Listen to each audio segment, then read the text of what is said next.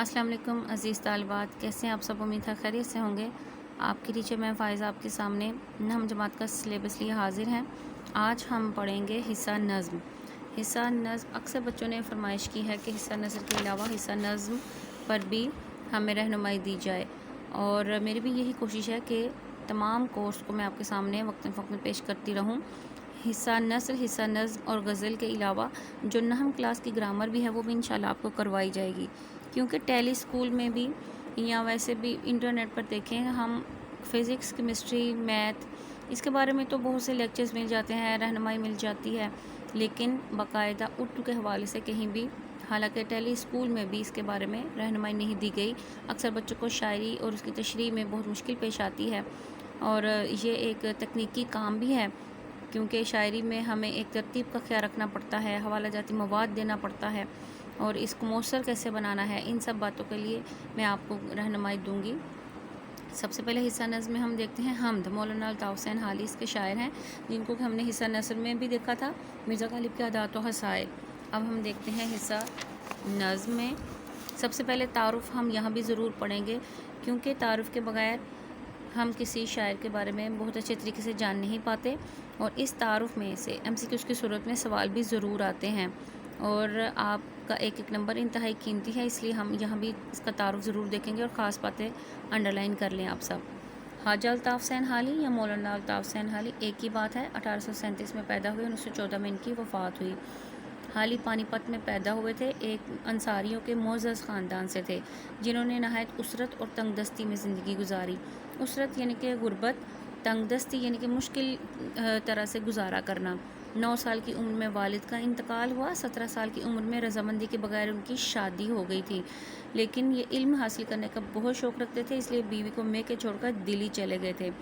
دلی میں 1857 کی جنگ آزادی کے باعث حالات خراب ہوئے تو یہ واپس آنا پڑا، اور پھر 1857 کے بعد نواب مصطفیٰ خان شیفتہ کے مصاحب یعنی کہ دوست تھے، اور ان کے بچوں کے اتالیق رہے۔ اتالیق یعنی کہ ان کو تعلیم و تربیت کرتے تھے، استاد تھے۔ پھر شاعری میں انہوں نے مرزا غالب کی شاگردی اختیار کی تھی۔ انہوں نے خاص بات ایک گورنمنٹ بک ڈپو لاہور میں ملازمت کی، اینگلو عربک اسکول دلی میں ملازمت کی، اور پھر 1904 میں انہیں شمس العلماء کا خطاب ملا تھا۔ شمس کا مطلب سورج، علماء کا عالم کی جمع ہے، یعنی کہ عالموں میں ایک چمکتا دمکتا سورج۔ حالی کا شمار اردو ادب کے اہم شاعروں، نثر نگاروں، تنقید نگاروں میں ہوتا ہے۔ خاص باتیں آپ انڈر لائن کر لیں گے، یہ کیا کیا تھے۔ 1857 سے قبل 1857 کا ذکر بار بار آئے گا، یہ جنگ آزادی کہلاتی ہے، جو کہ مسلمانوں نے، برصغیر کے مسلمانوں نے انگریزوں سے آزادی حاصل کرنے کے لیے لڑی تھی، لیکن ناکام ہو گئے تھے۔ 1857 سے قبل قدیم اور روایتی طرز کی جیسا ایک روٹین چلتی آ رہی تھی، ویسے ہی وہ بھی شاعری کر رہے تھے، مگر بعد میں حالات کی تبدیلی نے ان کے خیالات کو بھی یکسر بدل ڈالا تھا۔ سر سید سے وابستگی، تعلق داری ہونا، اور بک ڈپو کی ملازمت، اس کے علاوہ انجمن پنجاب کی تحریک تھی۔ یہ 3 چیزیں ہیں جو کہ خاص طور پر آپ کے ساتھ ہیں۔ انہوں نے آپ کے نئے خیالات کو پروان چڑھانے میں اہم کردار ادا کیا۔ مولانا حالی کی اخلاقی، اصلاحی اور ملی شاعری نے اردو ادب پر بہت گہرے اثرات مرتب کیے۔ یہ بات بہت اہم ہے، اور یہ آپ لکھیں گی تعارف کے طور پر۔ جب بھی ہم کسی شعر کی تشریح کرتے ہیں تو تشریح سے قبل شاعر کا تعارف 2-3 لائنوں میں بیان کرنا بے حد ضروری ہوتا ہے، یہ آپ کی تشریح کو عمدہ کرتا ہے۔ حالی کو جدید شاعری، تنقید نگاری، سوانح نگاری میں اولیت کا درجہ حاصل ہے، یعنی کہ حالی سے قبل جدید شاعری نہیں ہوتی تھی، تنقید نگاری نہیں ہوتی تھی، اور اس کے علاوہ سوانح نگاری میں بھی تقریباً یہ اولیت کا درجہ ہی رکھتے ہیں۔ ان کی کئی خاص کتابیں یادگار ہیں، جو کہ ان میں دیوان حالی، مسدس حالی، مدد جزر اسلام۔ مسدس حالی اور مدد جزر اسلام ایک ہی چیز کے 2 نام ہیں۔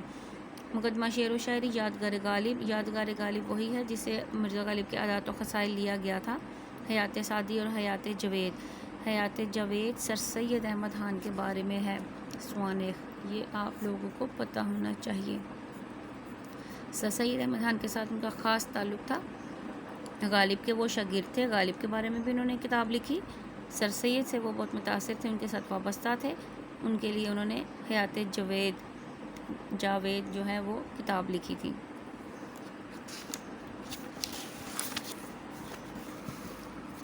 آئیے دیکھتے ہیں حمد۔ شاعری کے شاعری میں تشریح کرنے کے چند اصول ہوتے ہیں، آپ کو وہ مد نظر رکھنا ضروری ہے۔ یہ میں نے آپ کے لیے اسپیشلی لکھا ہے کہ آپ کا طریقہ کار کیا ہونا چاہیے۔ اگر آپ کا طریقہ کار درست ہوگا تو آپ کی تشریح بھی بہت اچھی عمدہ ہوگی اور بہت زیادہ چانسز ہیں کہ آپ بورڈ میں بہت اچھے نمبر لے پائیں گے۔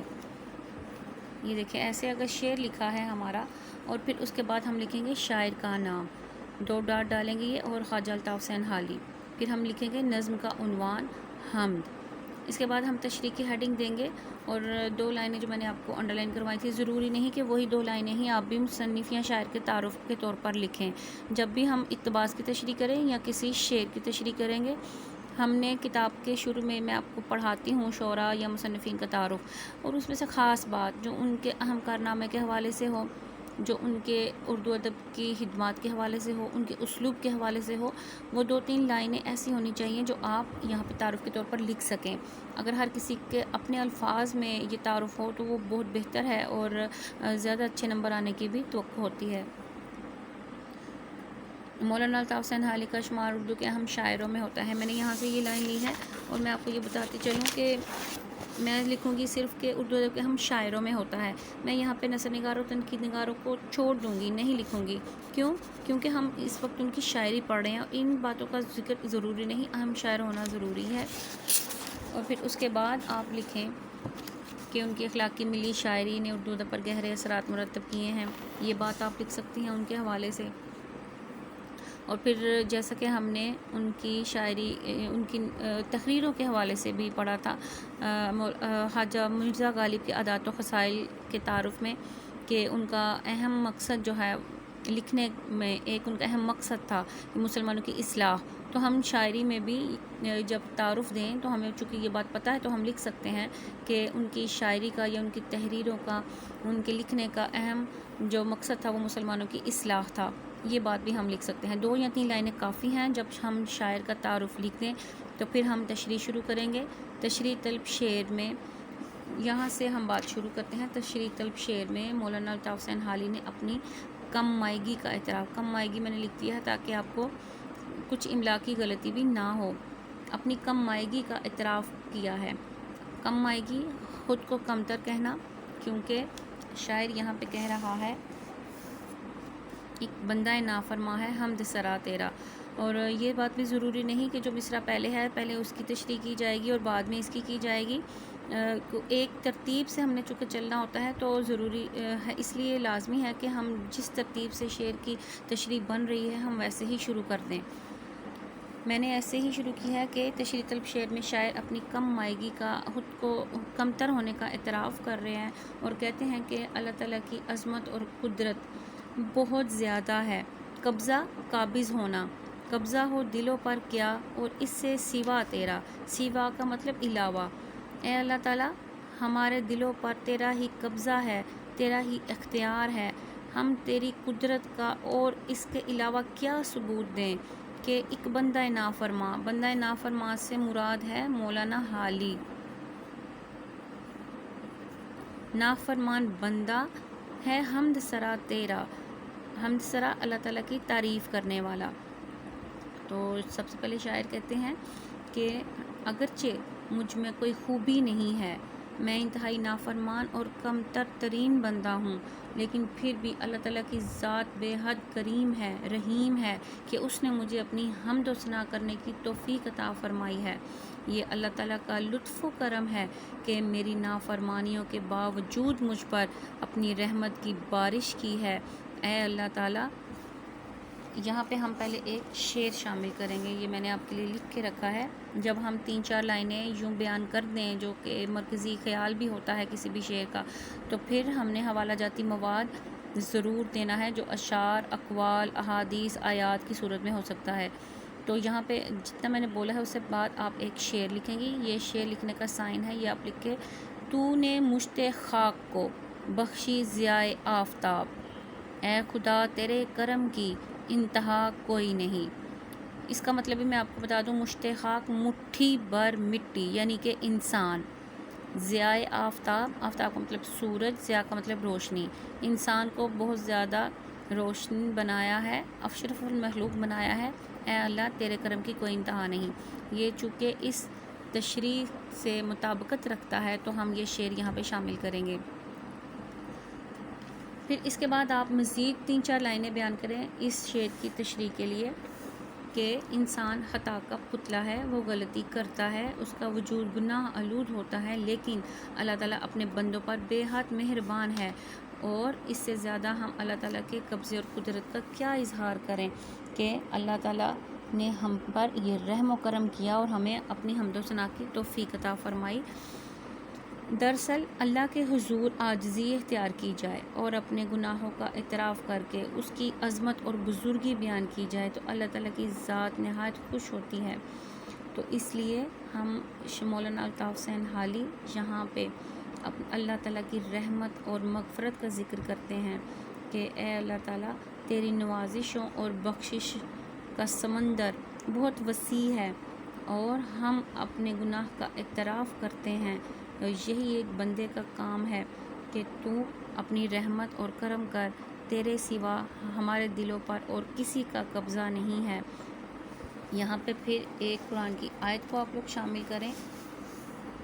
سورہ مدثر میں ہے، اللہ تعالیٰ فرماتے اور اپنے رب کی کبریائی بیان کیجیے اور اپنے نفس کو پاک کیجیے، یعنی کہ اللہ تعالیٰ کی کبریائی، عظمت، بڑائی کو بیان کیا جائے اور پھر انسان کو پاکیزگی حاصل ہوتی ہے۔ یوں آپ بات کریں گی اور اس کے بعد آخر میں 2-3 لائنیں آپ شامل کر دیں گی تشریح کے حوالے سے کہ شاعر کہتا ہے، یا شاعر کے کہنے کا مقصد یہ ہے، یا مولانا الطاف حسین حالی یہی کہنا چاہ رہے ہیں۔ مختلف الفاظ استعمال کر کے آپ اس کا اختتام کی طرف بڑھیں گی کہ اے اللہ تعالیٰ، تو ہی خالق و مالک ہے، ہمارے دلوں میں تو ہی بستا ہے اور ہمارا سب کچھ تیرے ہی اختیار میں ہے، ہمارے دلوں پر اس سے بڑھ کر اور تیرا کیا قبضہ ہوگا کہ ہم تیرے نافرمان اور سرکش بندے ہیں جو تیرے احکامات پر عمل نہیں کرتے، پھر بھی تیری حمد کرتے ہیں، بے شک تو ہر چیز پر قدرت اور اختیار رکھنے والا ہے۔ اگر آپ نے ابھی تک میرا چینل سبسکرائب نہیں کیا تو آپ چینل سبسکرائب کیجئے اور بیل آئیکن کو ضرور دبائیے تاکہ اس طرح کی مزید مفید ویڈیوز آپ تک ضرور پہنچے۔